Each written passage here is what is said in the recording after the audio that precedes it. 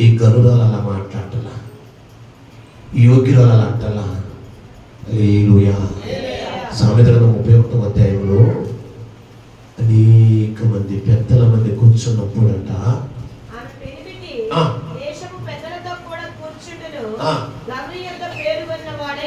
హల్లెలూయా.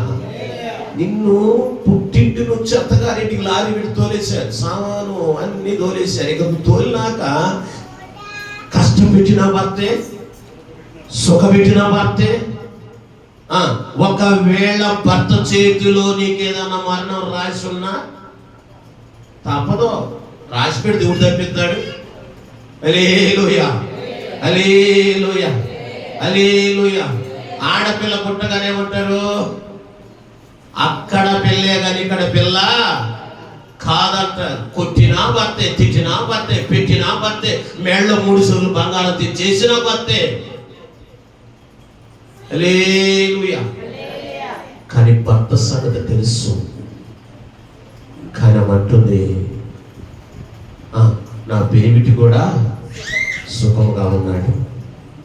తల్లి, కొన్నిసార్లు కుటుంబాల్లో ప్రాబ్లాలు వస్తాయి.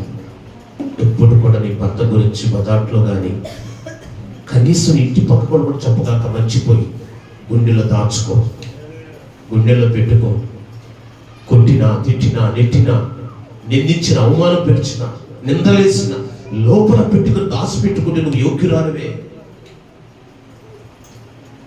ఆమె సేవకుడు ఇంటికి వస్తూ పోతున్నాడు. సేవకుడిని చూసి